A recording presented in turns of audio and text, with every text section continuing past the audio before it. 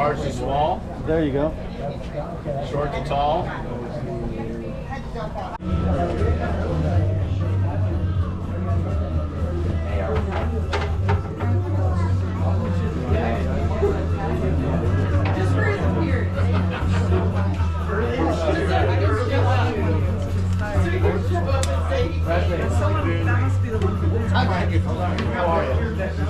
Hey, what's up, dude? Oh, thanks. Hey, how much is it? The mashups are 150. This white dip one's 150. There's only 5 of them. That's the last one, and these are 80.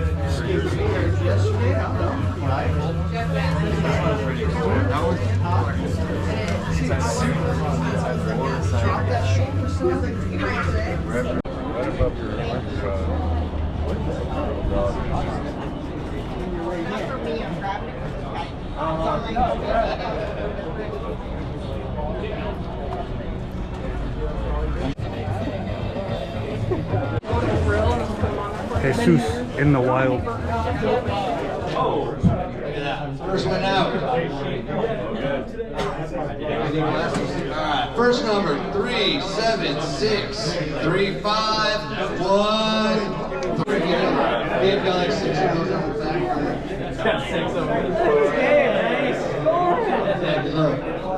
Alright, folks, we'll be back. We got more decks, we got a few surprise grab bags. Something, does it come in tricks? Dude, that is awesome. 20, 30 minutes. Ready, 1, 2. Thank you.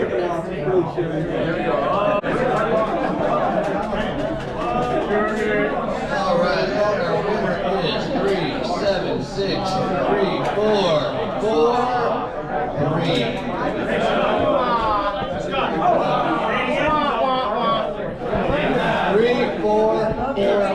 Yeah.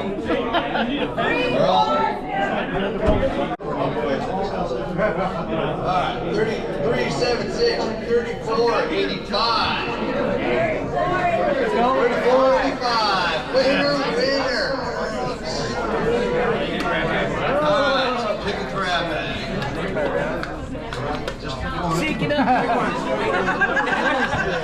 Alright, there we are. Alright.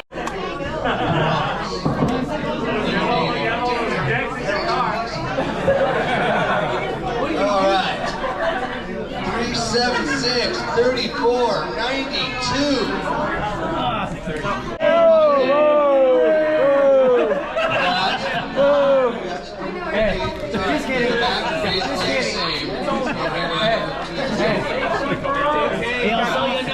He got the right bag. Put it back. 3443. You're getting a second chance at it because someone called and no one showed up. 3443. Alright, be your present to win. Alright, here we go. 3566. Closer. 3566. Alright. This is Jason. Hey, somebody new. Okay, oh yeah, kind of walk around and see what he's like. Alrighty, coming up. There you go. Last bag of the bunch. I got a big 35, 58, 35, 58. Going once. 35, 72. Oh, dude. He was the easiest guy to raffle fish. Every time. Alright. Thank you very much, sir. Enjoy your second grab bag. Folks, we have decks coming up for the rest of the raffles. 5 bunches. Don't make us feel sad. Make this thing cool. Increase your chances. The last deck of the day will be awesome, I promise. So thank you guys for coming. Thanks for being part of the Hall of Fame. Just by being here, you all support it, and I want to invite you to all come visit the museum. We have a really cool space, and when you come up there, you're definitely going to learn something about the history and about all these amazing people that made it so we can all be skaters today in 2025. So thank you guys. Give it up for for Todd Hilborn from Skateboarding Hall of Fame. Huge. What he's been doing for probably, I think it's 30 years, right, Todd? Yes, 28. 28 years he's been a collector, but also a passionate person about the history of skateboarding. He had an amazing museum at the lab in Simi Valley, which really morphed into this whole thing, the Skateboarding Hall of Fame, which is really young. It's like, I think we're on the 16th or 17th one, where skateboarding, we have legends like Jim Muir here. Give it up for Jim Muir. I've been looking at Jim Muir in the magazine since the mid-70s, and I had a Red Dog board back in that day, and before that was PC Constantino, the 8, but the 9-inch was a revolutionary size, and obviously look at his size, right? You would think he'd have a wider board, but 9-inch was wide for that day. But there it is, that's a retro. Pick it up and get them to sign it. You will not regret it for, you know, just a keepsake. But big shout out to Hardline and Howard Hood. Give it up for Howard Hood. Yeah, they're trying to,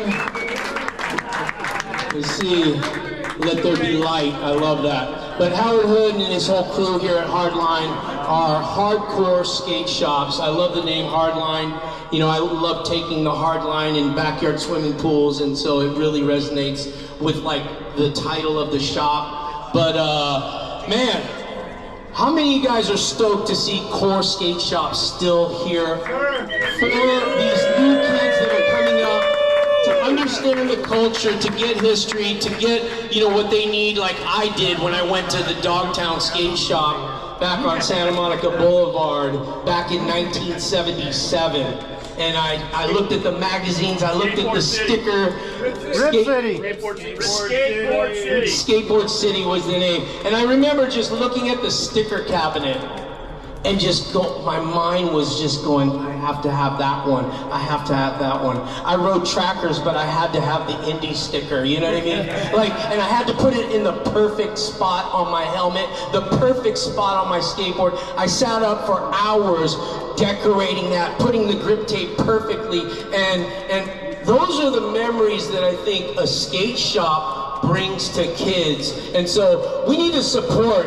If you're not supporting skate shops, I encourage you today. If you live in the area or you have your own local skate shop, go out, support it. Go buy some things from there. Go buy a shirt. Go buy a skateboard. Go buy bearings. I go to skate shops all over and I just buy bearings and grip tape, everything that I can buy for our culture.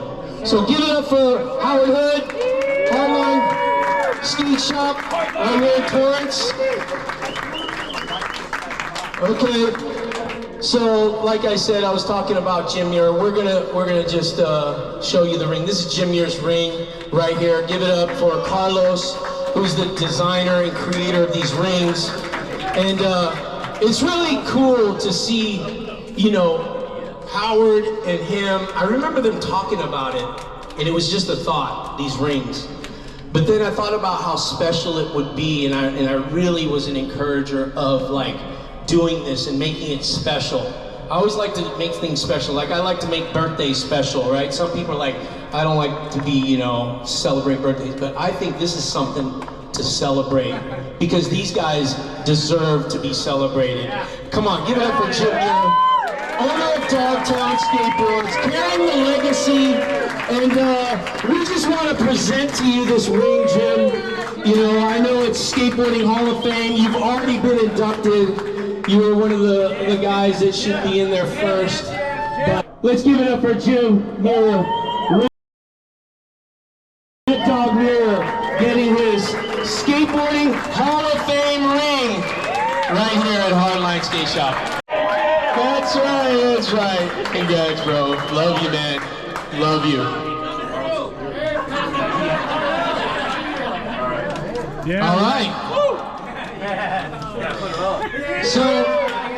So these guys are heavy hitters. Let me tell you, these guys are not only skateboarders, but they're brand ambassadors. They have helped skateboarding. Give it up for John Lucero, who's here. He's owned owned Black Label Skateboards since 1992. Was it 92? What? 88. 88. Black Label Skateboards. It's one of my favorite skate brands because it represents core skateboarding. I've known John since probably Aspo Series, what, 78, 79, and so we grew up together, but to see his like innovation, he brought, I don't know if some of you know this, but when they got kicked out of probably Skate City, or they were just having too much fun in there, you know, causing trouble inside the skate park. They were out in the parking lot, and tell me if the story's right, John.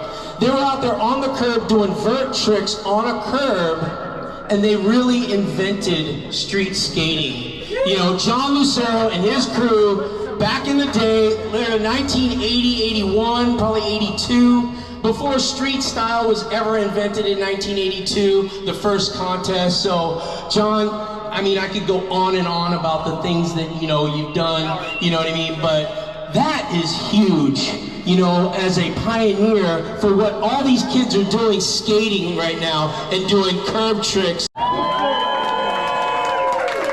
Yeah. This is your ring, straight from the Skateboarding Hall of Fame. Carlos, the designer. Come on, give it up for John Lucero right here, deserving this Hall of Famer. And one of my favorite people on the planet. You know, it's awesome. Love you, John. Yeah. Incredible, incredible. All right, you know what? That's a good idea. You just said, Jim, you have some words. First of all, thank you all for supporting your local skate shop. And my hat's off to Howard Hood and every one of you in this room. Yeah, man. That's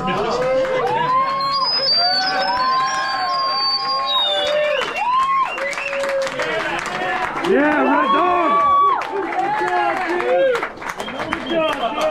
Red Dog!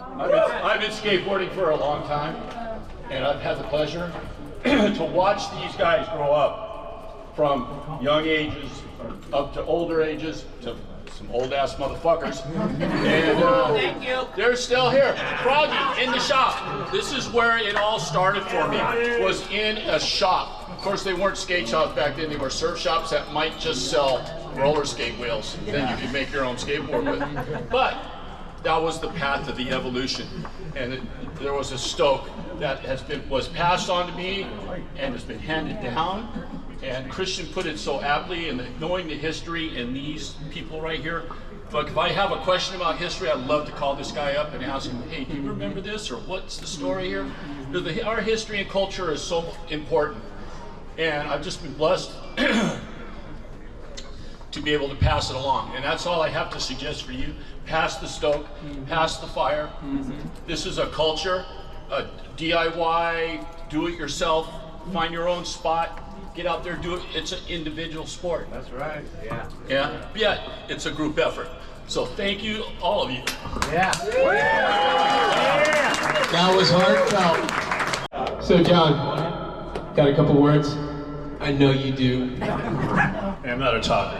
Yeah. Well, hey, thank you all for coming out. I'm really surprised. I didn't really, sometimes I just think, hey, no one's gonna come out for a bunch of old dudes, but I really appreciate it, and I really appreciate the guys at Hardline Skate Shop. This is really cool, and Carlos that made these things, and I'm happy to be here with Jim Red Dog Muir, who, growing up, you gonna cry? No. growing up, a kid from the skate park era in the mid to late 70s, Dogtown Skateboards, the Dogtown crew, even before the company, the pictures in the magazines. Before, I would never even read the words in the articles, just the captions and just the photos. And we were blown away. And we skated on the streets every single day just for a chance to go to the skate park once a week. We weren't connected. We're just a bunch of kids, my brother and I and all the kids from the La Mirada neighborhood, and we just skated at Skate City Skate Park when it started opening up, and that's where I met Oliver's father here, Jeff. And we grew up, and I was older than him. He was like a young kid, about Oliver's age right here, and I was about 15, he was about 12. And we just started our journey on skateboarding, all because of guys like Jim Muir, Christian Asoy. We all grew up skating these contests together, imagining that we could be these next pro riders. And then one day, I did get kicked out of the skate park, and it was one of the worst days of my life, but we just decided just to keep skating in the parking lot where we couldn't get thrown out. And I'm gonna tell you right now, I didn't invent street skating. I just happened to be there when a couple of the right guys, like Stacy Peralta, saw me, and Craig Stessing took photos, and they put me in the magazine. It really sent me on a course that I didn't think was even possible. And then once I finally got let back into the skate parks, that gave me motivation to keep going, because all I really wanted to do was ride pools and just ride the streets, which were just an extension. The streets were just everything that you wanted it to be. So yeah, you could do vert tricks on curbs, you can do freestyle tricks on whatever we saw in the magazine, and the locals you saw, from your own brothers to your own friends in the neighborhood. Those are the real guys that really keep you motivated. But to see dudes in the magazine, this guy's crying right here, makes me want to cry, because I love skateboarding and we're so fortunate to be here, and I really appreciate this from the guys at the shop. Let's go!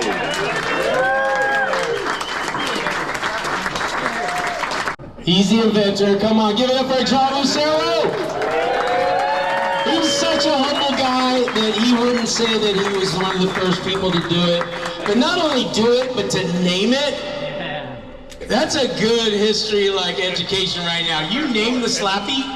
Yeah, that's my name. And me and Lance, we developed it off of a vert guy named Rick Tracy. Wait, say that? Yeah, there was a local from this area named Rick Tracy. You remember Rick Tracy? Oh, yeah. Vert skater? Yeah.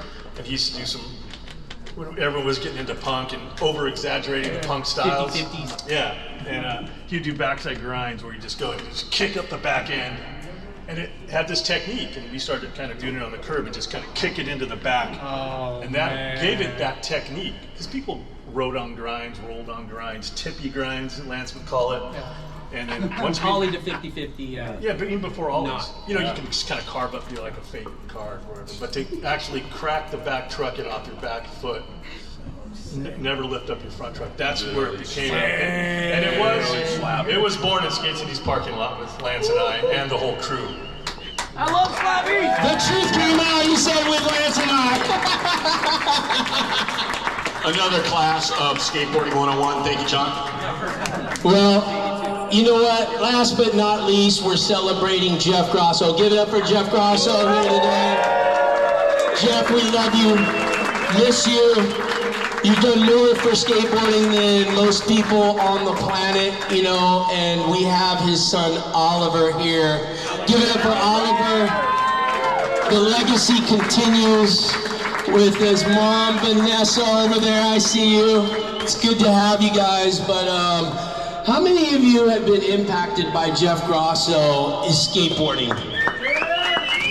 How many of you have been impacted by love letters? Incredible that he was able to document his heart and soul, hurt people's feelings. We don't want to, like, you know, take risks on being canceled, or just, you know, saying how you feel about certain tricks and not giving a, you know, blankety blank.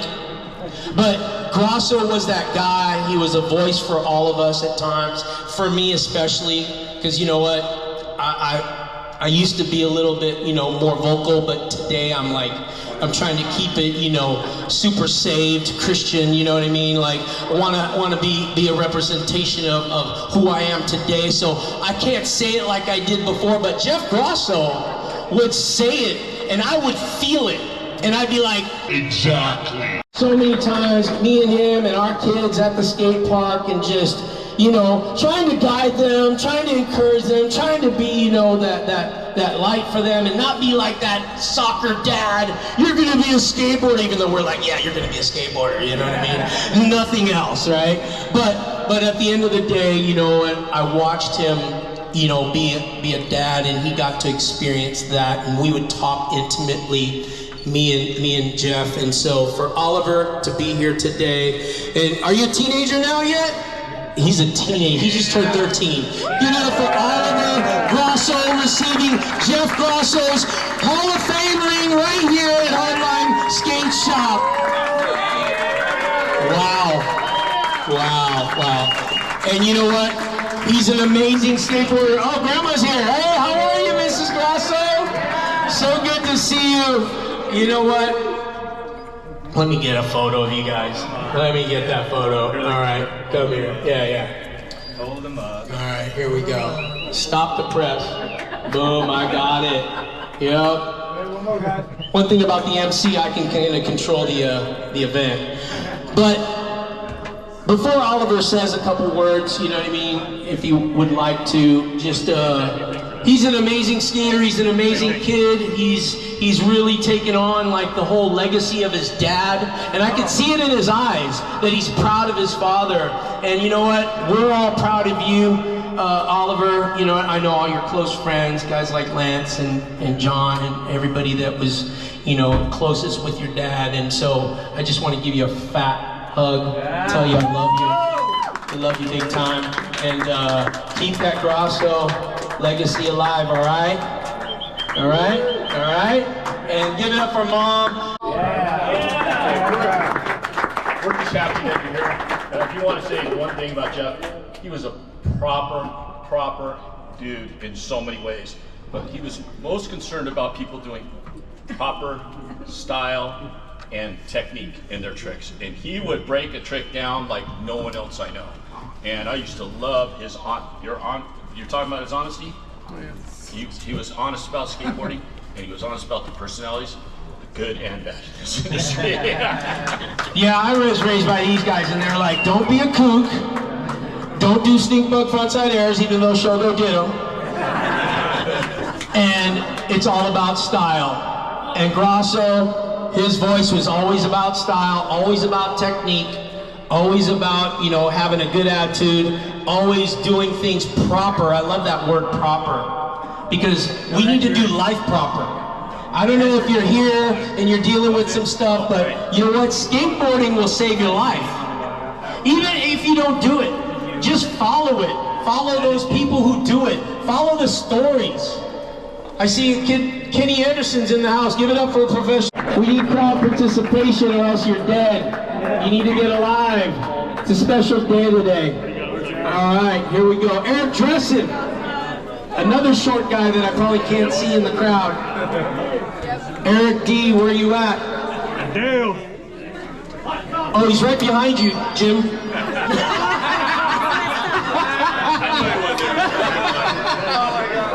Oh, you shout out to Lawrence Bowser in the house, chiropractic to the skateboarders. Right there, he saved my skateboarding through Lonnie introduced me. If you need any chiropractic work, here we go. Right up here, guys. Get in there, Eric. Get in tighter.